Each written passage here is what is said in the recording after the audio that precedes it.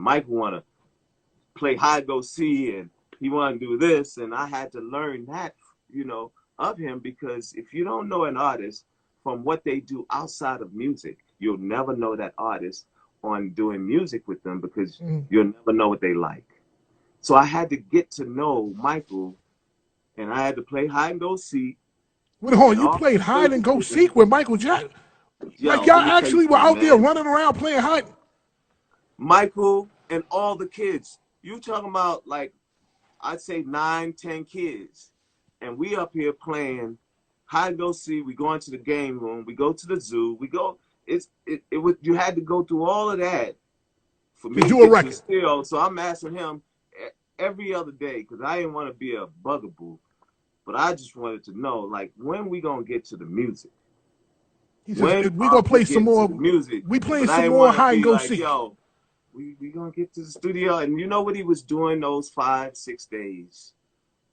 He was learning me as he wanted me to learn him, because he kept asking me questions. And he kept asking questions of, like, what do you like in the studio? Do you like staying at the studio? Do you like this? How about, a cook? He's like, do you like, chef, home cooked foods or whatever? And I was like, yo, I like all that, and I told him what I like in the studio. Why did he built the studio? He built a studio? While I was in the Neverlands, he built the studio how For I you. wanted. And he built the bedrooms. So, like, if I want to stay at the studio, he built the bedrooms. He had a chef there because he had to figure out what type of food I like. So I'm at his house trying all his chefs.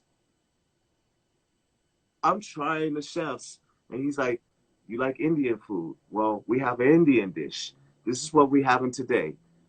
So I'm at the Neverlands. I'm staying in one of the doggone suites. He have, like, I don't know how many suites. They ship separate, like, villas. Okay. So I'm in the villa, and the first thing, I'm laying in the bed, and I'm like, yo, I need to call somebody to come up and, hang out with me. And I did. I can't say who it is. Right. But we had a ball. She had a ball. Okay, all right. Like, we up here, like, looking at his bathroom. This dude got Moonwalker soap, Moonwalker candy bars, Moonwalker potato chips, all of this in the room. And man, it was the most incredible thing I've ever seen. Like, this Neverland was something that you definitely want to visit, even if you never have it. I think I don't know if they're gonna make it into a museum, but we were in that atmosphere. And then next thing you know, we up here in the doggone bed, and we turn on the doggone, the theater thing. This dude had the subwoofer under the bed.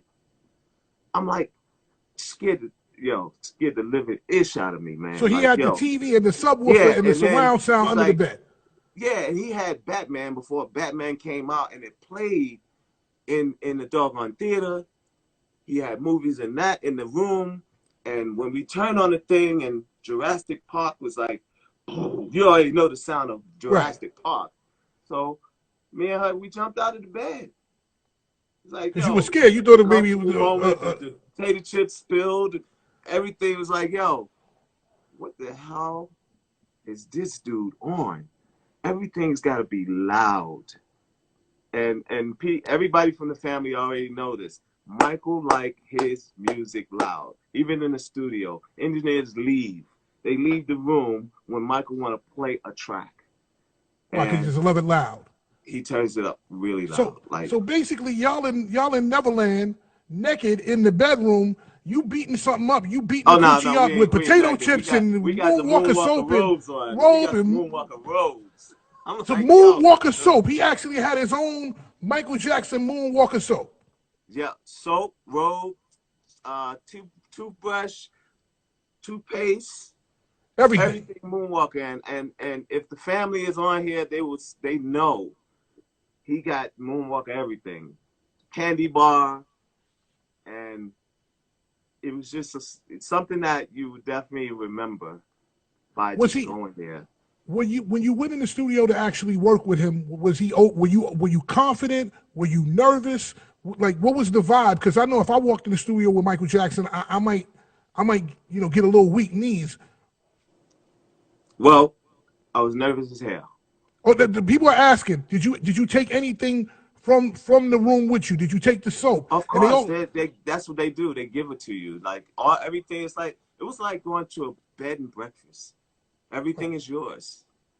Everything is yours. Like, he had many of the robes. He had all that stuff, and the people come in and they'll replace it. What's your favorite ride? What was your favorite ride in Neverland? What's your favorite ride? Well, I've never been on that thing where you go all the way up in the sky, because I always think, yo, I'm going to fall off of that. So I went on that, the wheel. So I went on that. He had a roller coaster. That was pretty cool. But the water rides were the best. Okay, so the water rides, that's what I want to get.